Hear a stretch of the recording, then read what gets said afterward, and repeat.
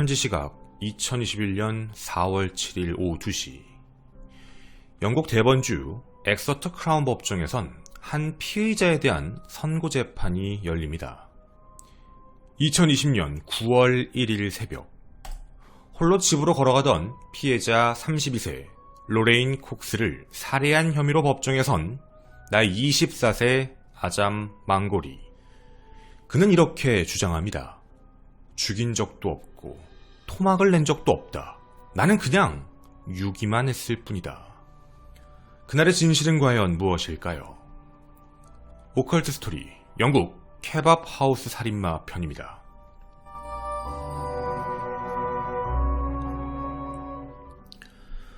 안녕하십니까. 전국 유튜브 구독자 여러분, 아프리카TV 시청자 여러분, 김원입니다.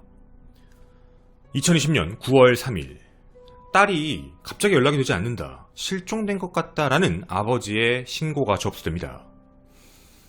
9월 1일 이후 절대 그럴 애가 아닌데 갑자기 사라졌다라는 내용이죠. 이것만 남겨놓고요, 문자 메시지였습니다. 아빠한테 아빠 미안해. 나 폴리머스에 있어. 폴리머스에서 새로운 삶을 살아보려고. 아빠 사랑해. 나 그리고 번호 바꾸려고. 내일 새로운 번호 나오면 그 번호 다시 보낼게. 그럴 애도 아니고 그럴 이유도 없는 상황인데, 더구나 나이가 32살. 갑자기 이렇게 사라질 이유가 없었다라는 점이죠. 분명 연락은 되지만 전화는 받지 않고 의심이 가는 상황이었습니다. 경찰은 우선 핸드폰으로 전화를 걸어봤는데요, 전화를 받지 않았습니다. 해서 현재 실종 신고가 접수되었으니 연락을 바랍니다 라는 내용을 남겼지만 그 이후 전화는 꺼져버립니다. 그리고 더 이상 이동 동선이 나타나지 않았던 것이죠. 분명 석연찮은 상황이었습니다. 형사들은 수천 시간의 CCTV 모두를 확인하고 동선 및 움직임을 찾기 시작합니다. 그리고 친구 및 가족 진술, 이 모든 것들을 찾으며 마지막 행적을 찾기 시작했지요. 지금부터 그 마지막 행적에 대한 걸 여러분과 보도록 하겠습니다. 2020년 9월 1일 로레인 콕스는 친구들과 술을 마셨습니다. 그리고 원래 로레인 콕스는 술을 마시고 난 뒤 자신의 여자친구, 양성애자였기 때문에 당시 만나던 여자친구의 집에서 하루를 보내려고 했는데 마감 시간 직전 헤어지게 됩니다. 택시비를 같이 낼까라는 제안 자체를 거절하고 난 그냥 아빠 집에 가서 그냥 잘래 라고 얘기한 뒤 걸어가기로 결정했던 것이죠. CCTV의 행적은 이렇게 되어 있습니다. 걷고 있던 콕스, 그런데 갑자기 어딘가에 앉아서 무언가를 먹기 시작합니다. 옆에 있는 케밥을 사서 이동한 것으로 확인되거든요. 벤치에서 케밥을 먹고 있었습니다. 그런데 시간이 새벽 2시 3분쯤, 그때부터 이상한 일이 하나 보입니다. 어떤 한 남자가 콕스에 향해 걷고 있었거든요. 물론 그냥 지나가는 일반 행인일 수도 있었습니다. 그러나 경찰의 눈에 띄었던 건 그의 행적과 행동이 무언가 이상해 보인다라는 생각이었죠. 집에 가는 건가? 라는 느낌도 아니었습니다. 누군가를 따라가는 느낌이었죠. 그 누군가가 누구였을까요? 걷고 있는 콕스, 그리고 그 CCTV에선 한 사람이 보여지기 시작합니다.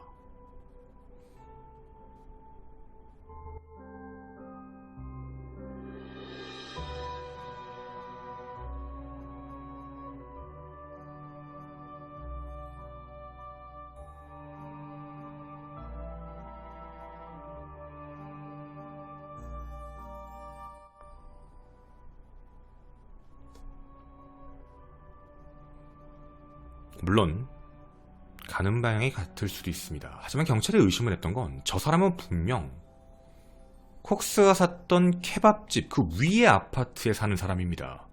그 사람이 갑자기 나와 따라가는 듯한 느낌이었죠. 물론 이걸 가지고 확답을 할 수는 없는 상황이었습니다.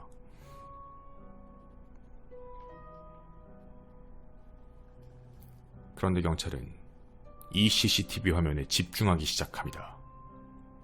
서 있는 콕스, 그리고 따라오는 한 남자. 근데 걸어오는 모양이 약간 이상합니다.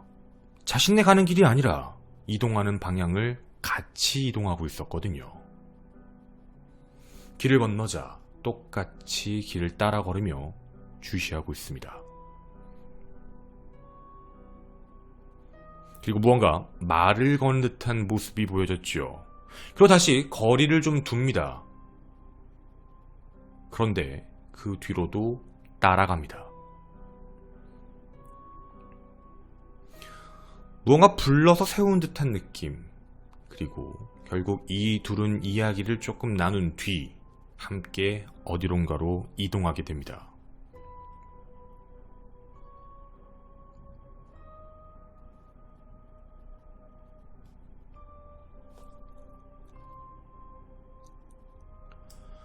새벽 2시 44분 38초경. 이 모습이 바로 망고리의 아파트로 들어가는 모습 마지막이었습니다. 즉, 살아있는 마지막 모습이었죠. 이후 로레인 콕스는 그 아파트에서 나온 적이 없었습니다. 아파트 CCTV를 계속해서 기록을 확인해봤는데 나오는 사람은 단 한 명, 망고리밖에 없었습니다. 망고리는 왜 나왔던 걸까요? 일단 그가 나와서 갔던 장소는 근처에 있는 마트였습니다. 거기서 큰 비닐봉지, 톱, 이런 걸 구매하는 모습이 보입니다. 그리고 가방 같은 것들도 사게 되고요. 이상한 도구들을 사는 게 확인이 됩니다.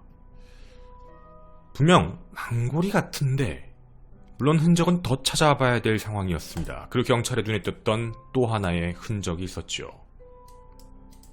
망고리가 엄청나게 큰 가방을 메고 나오는 모습이 포착됩니다. 경찰은 그 행적을 의심합니다. 도대체 저 가방이 무엇일까? 저 안에는 무엇이 든 걸까? 어디로 가는 걸까? 잘 나오지도 않았던 그가 어딘가를 향해 걸어가기 시작합니다. 누가 봐도 묵직해 보이는 가방이었죠. 그리고 경찰은 CCTV 동선을 따라 그가 어느 쪽으로 이동하는지를 확인해 봅니다.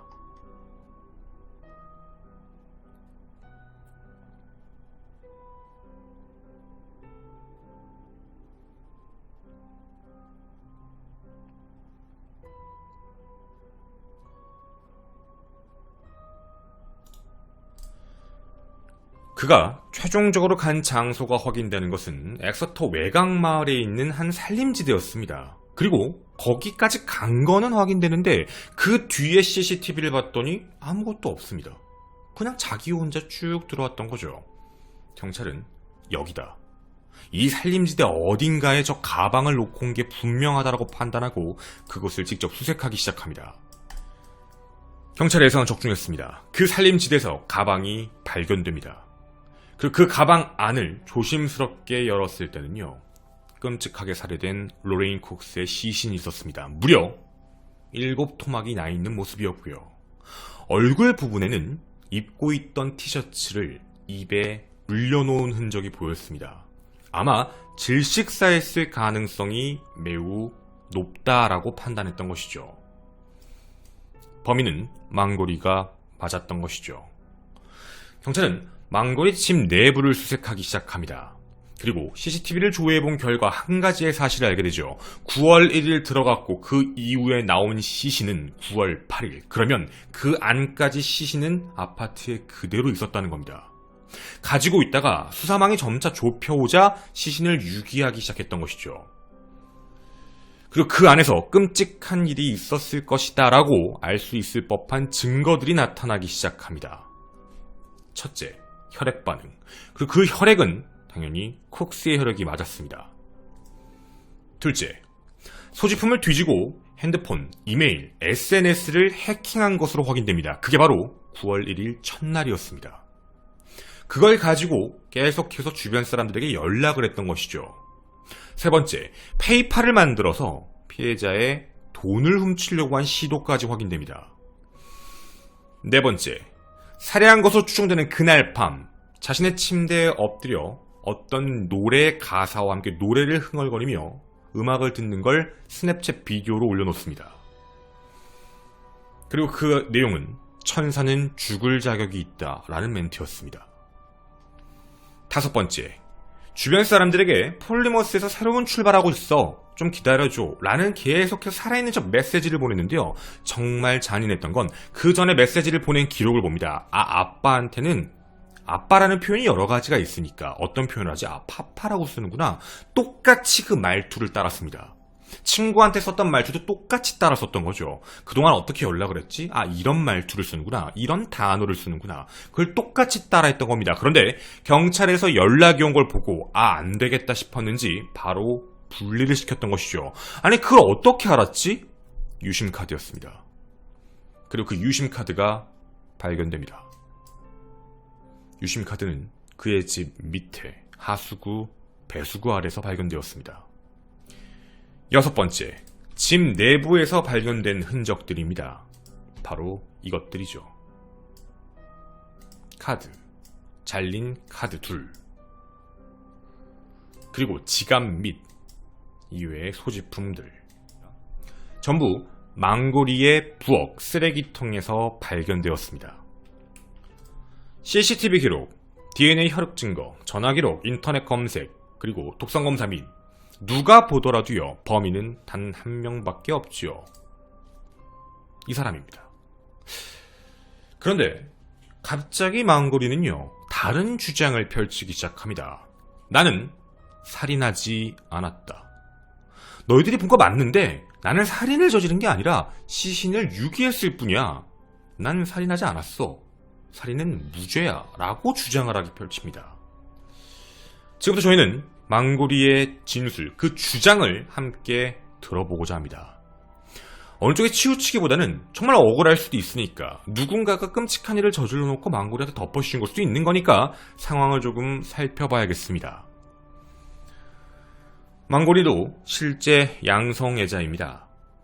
터키, 그리스, 독일, 프랑스를 거쳐 영국으로 왔던 케이스인데요. 지금 여러분 보셨던 그 장소에는 2020년 7월 20일 날 정착을 한 것으로 확인됩니다. 그리고 영국에 왔을 때 자신의 이름을 크리스토퍼 메이어라는 가명을 쓰기 시작을 했습니다. 그럼 우리가 아까 봤던, 그럼 그 케밥하우스 아파트에는 왜 있었던 거지? 라는 생각이 드실 텐데요. 바로 이곳입니다. 1층에는 케밥하우스, 그 위에가 아파트 구조인데 망고리는 이 케밥하우스에서 일을 했습니다. 물론 케밥을 만들었다는 게 아니고요, 다른 일입니다. 그의 진짜 직업은 담배를 보관해 두었다가 필요할 때마다 가게로 배달하는 불법적인 일입니다. 아니, 그게 왜 불법이지? 라고 생각이 드실 텐데요. 영국은 담배값이 매우 비쌉니다. 실제로 무언가 게스트하우스든 숙박을 담배 한 갑, 담배 한 보루 이렇게 대체하는 케이스가 있을 만큼 담배 자체가 매우 비싸서 불법적인 유통의 범죄들이 꽤 있는 상황입니다. 즉, 이 케밥하우스에 자신이 취업했던 것은 바로 그 불법적인 담배를 파는 그 행동책이었던 것이죠. 해서 대부분은 그냥 집에 있었습니다. 아파트 내에 있다가 전화가 오면 나가서 담배를 주고 전해주고 이런 역할이었던 것이죠. 그걸 대가로 돈을 좀 받고 이곳에서 생활할 수 있는 방이 만들어졌던 겁니다. 대부분의 시간은 포트나이트라는 게임을 하며 집안에 있었던 것으로 확인되고요. 우리가 히키코모리라고 부르는 대부분 약간 집안에 있는 은둔형 외톨이 같은 성격이었다고 합니다.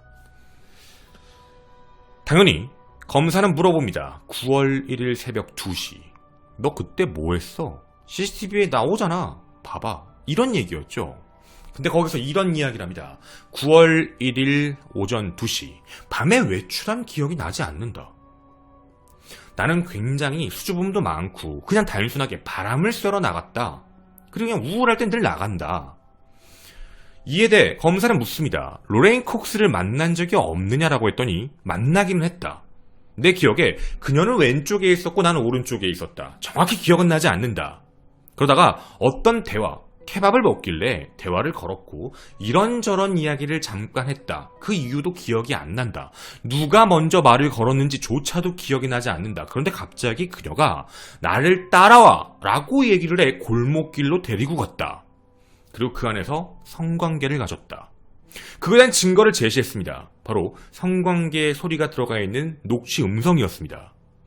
그에 대해 검사도 물어봅니다. 이거 왜 녹음한 거야? 라고 했을 때 혹시 이게 안정상 문제가 있을 수 있어서 걱정돼서 일단 녹음해 놓은 거다. 이렇게 이야기를 했죠. 물론 상식적으로 이해하기 힘든 내용이었습니다. 그럼 그 이후에는 어떻게 했느냐라는 이야기에 바로 여러분이 보셨던 그 내용대로 그냥 우리 아파트에 있는 방으로 갔습니다. 라고 이야기를 합니다. 그리고 기억이 나지 않습니다. 같이 있을 때 같이 담배도 피고 술도 먹고 또 성관계도 하고 핸드폰을 보며 이런저런 이야기를 나눈 것까지는 기억이 납니다. 이렇게 표현합니다. 자, 이거 전부 망고리의 진술입니다. 그 이유가 문제입니다. 저는 잘 몰랐어요. 갑자기 로레인 콕스가 은박지라고 해야 될까? 어떤 투명한 은색의 물을 열더니 그 안에 검은 점 같은 뭐가가 있었어요. 그리고 그녀가 이걸 좀 먹어보는 게 어때? 해봐, 좋아 라는 제안을 했고 저는 그걸 함께 들이마셨습니다. 근데 그 이후 이상해졌어요. 막 방이 흔들리고 움직이고 막 정신도 없었습니다. 그리고 나는 기억이 잘 나지 않고 내가 어느 순간 밖에 있었던 것 같은데 다시 방으로 돌아왔고 너무 추워서 떨고 있다가 뭐 음악도 들렸던 것 같고 얼마나 시간이 지났는지 모르겠어요. 담배 피우러 나갔다 돌아온 느낌인데 그녀가 가만히 있는 거예요. 움직이지 않는 걸 느꼈습니다. 이름을 불렀는데도 가만히 있었어요. 잠들었나? 하고 가까이 갔더니 숨을 쉬지 않고 있었습니다. 로레인 콕스가 죽었다라는 생각에 겁이 났어요. 맥박도 확인하고 심폐소생술도 해봤어요. 그런데 그녀가 일어나지 않아. 만약 이 사실을 경찰이 알면 마약 이런 것 때문에 문제가 생길 것 같고 죽였다라는 오해를 받을 것 같아서 유심을 옮기고 살아있는 척하며 시간을 끌었어요. 그리고 나중에 너무 걱정되고 고민돼서 두려워서 시신을 유기한 겁니다. 이렇게 주장을 합니다. 여기까지의 내용을 들어보자면 분명 좀 양쪽의 의견은 좀 다릅니다. 그러면 망고리는 환각 상태에서 기억이 나지 않는 상태에서 그런 일들이 벌어진 건가? 그게 아니라면 진짜로 사망.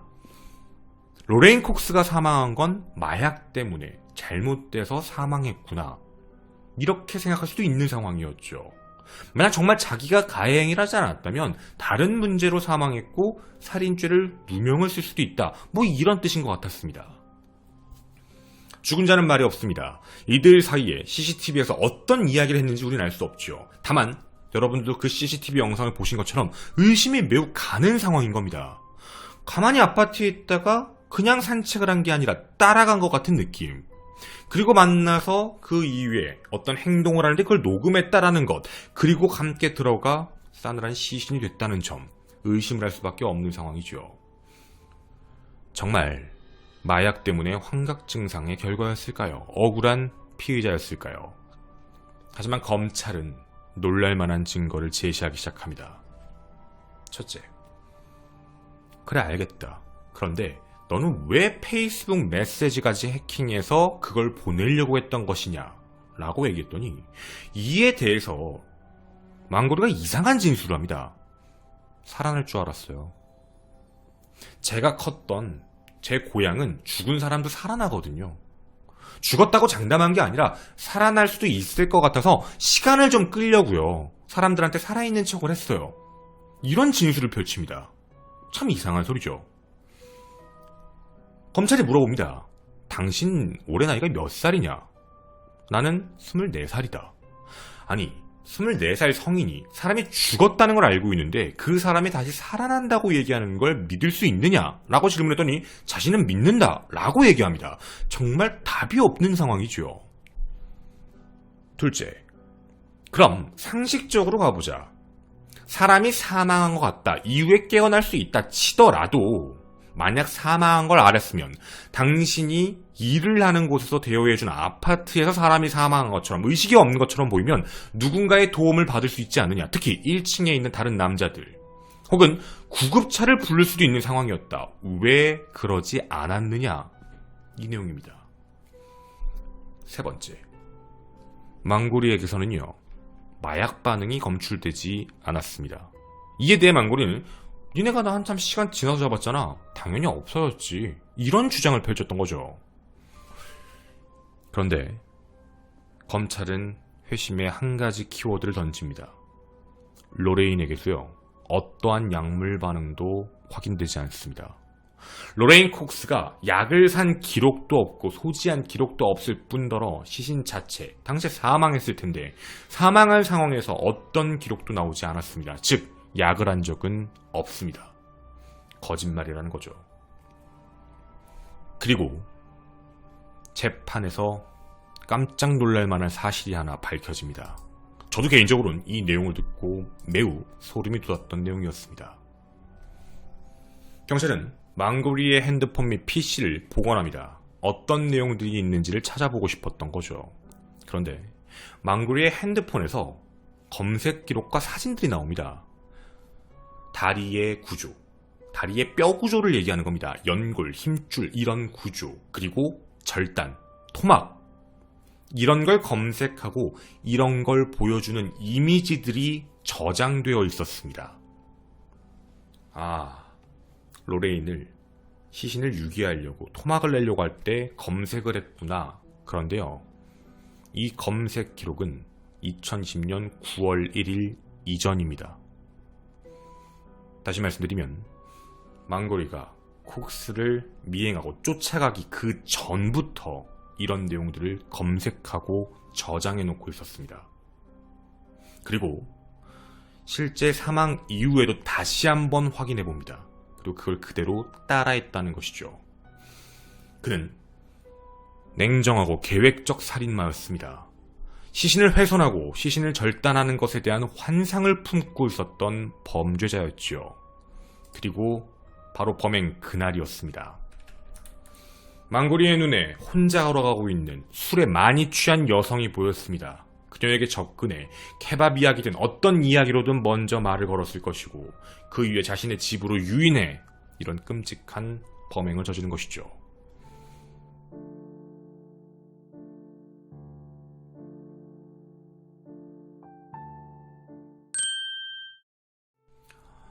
일단 많은 가정이에요. 둘이 대화하는 쪽을 살펴보면 조금 행동 패턴이 좀 이상하게 보이는 게 좀 있거든요. 저희가 이제 같이 잠깐 볼 건데요.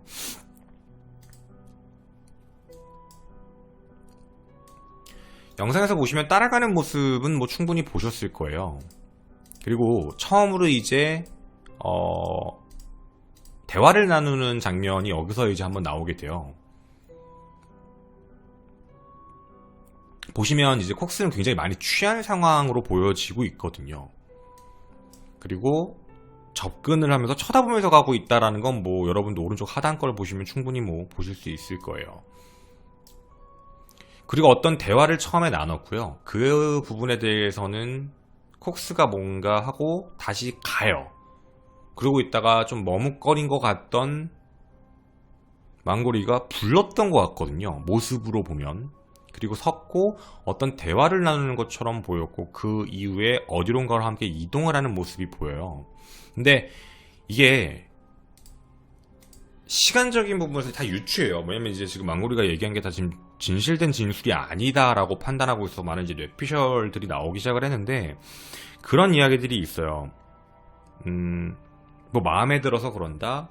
뭐 한번 만나자 뭐 이런 식으로 처음에 접근해서 얘기를 한 거 아니냐라는 얘기가 있었고, 그 다음에 이제 그 관계와 관련되어 있는 부분에서는 뭔가 좀 강압적이었거나 강제적이었거나라는 그런 녹음 부분은 없어요. 그 관계에 대한 부분만 들어가 있어요. 그래서 그 전에 어떤 내용이 있었는지는 알 수 없어요, 사실은.